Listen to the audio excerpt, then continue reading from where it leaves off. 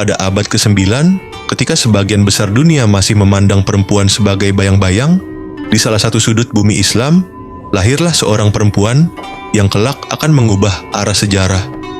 Bukan lewat perang, bukan lewat kekuasaan, tapi lewat ilmu. Namanya adalah Fatimah binti Muhammad Al-Fihri, seorang perempuan dari Kairouan, Tunisia, yang kemudian hijrah ke Fez, Maroko. Ia hidup dalam zaman ketika dunia Islam sedang mengalami puncak intelektual. Kota-kota seperti Baghdad, Cordoba, dan Basrah dipenuhi para filsuf, ahli matematika, dokter, dan penyair. Tapi pada saat yang sama, dunia barat masih tenggelam dalam kegelapan intelektual, masa yang dikenal sebagai Dark Ages.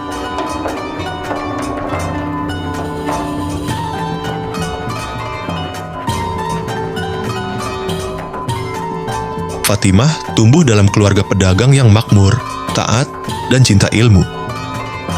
Ayahnya, Muhammad Al-Fihri, adalah saudagar sukses yang dikenal karena kedermawanannya. Fatimah dan saudarinya, Maryam, mendapat pendidikan agama dan bahasa Arab, hal yang sangat jarang untuk perempuan kala itu. Tapi keluarga ini melihat ilmu sebagai cahaya, dan perempuan pun berhak menyalakan pelitanya. Ketika keluarga Al-Fihri menetap di Fez, mereka bergabung dengan komunitas imigran dari Kairouan. Fez saat itu belum sepadat Baghdad, namun sedang berkembang menjadi pusat niaga, spiritualitas, dan pengetahuan. Namun ujian datang. Ayahnya wafat, disusul suaminya, lalu saudara laki-lakinya. Fatimah, yang tiba di kota ini sebagai anak perempuan biasa, tiba-tiba menjadi ahli waris seluruh kekayaan keluarga. Bagi sebagian orang, ini adalah momen untuk hidup mewah dan menyepi. Tapi tidak bagi Fatimah. Ia justru menganggap itu sebagai amanah besar dari Allah. Ia memutuskan, semua harta itu akan ia wakafkan untuk sesuatu yang bermanfaat untuk umat.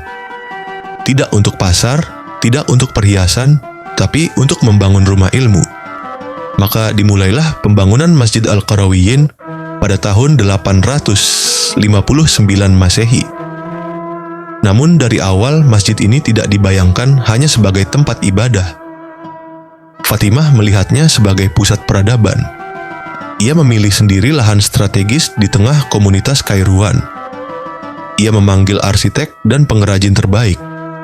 Ia tidak hanya mendanai, ia berpuasa setiap hari selama proses pembangunan sebagai bentuk dedikasi dan spiritualitas yang dalam. Ia mengawasi ukuran ruangan, bentuk menara, tata suara dalam ruang utama, hingga desain taman dan tempat wudhu. Ia tahu bahwa masjid ini harus menjadi tempat yang damai, ilmiah, sekaligus penuh estetika. Masjid ini dibangun bukan hanya untuk sholat, tapi untuk membaca, berdiskusi, menghafal, menulis. Ketika pembangunan selesai, Al-Qarawiyyin mulai menarik para ulama. Maka mulailah satu hal yang tidak direncanakan manusia, tapi mungkin direncanakan oleh sejarah. Transformasi masjid menjadi universitas. Al-Qarawiyyin berkembang secara organik. Para guru mulai mengajar fikih, tafsir, gramatika Arab, lalu berkembang menjadi filsafat, matematika, astronomi, kedokteran. Kelas-kelas diselenggarakan di dalam masjid, di halaman, di serambi. Murid-murid datang dari Maroko, Andalusia, Mesir, bahkan dari Eropa. Perlahan, sebuah sistem mulai terbentuk. Ada guru tetap, ada murid yang menetap, ada kurikulum, bahkan ada ijazah yang menandakan keabsahan keilmuan seorang pelajar.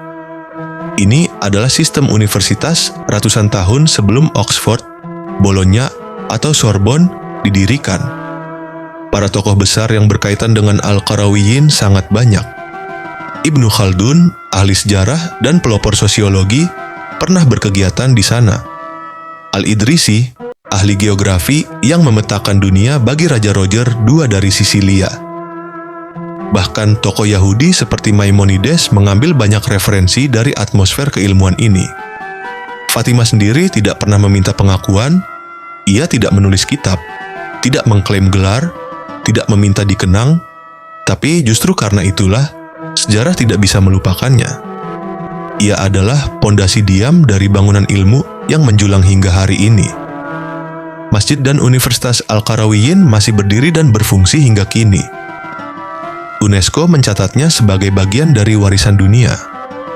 Guinness World Records mencatatnya sebagai universitas tertua di dunia yang masih aktif secara terus-menerus. Di balik itu semua, nama Fatimah Al-Fihri kini bangkit kembali, disematkan dalam seminar-seminar pendidikan, diberi nama pada lembaga, dan menjadi simbol kekuatan intelektual perempuan Muslim.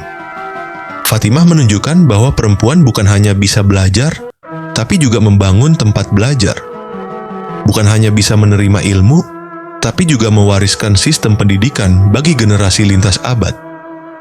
Dalam keheningan lorong-lorong batu di Fez, dalam gemericik air tempat wudhu tua itu, dalam halaman perpustakaan kuno yang menyimpan manuskrip emas, dalam tiap lantunan doa mahasiswa modern di ruang kuliah Al-Qarawiyyin hari ini, di sanalah nama Fatimah tetap hidup.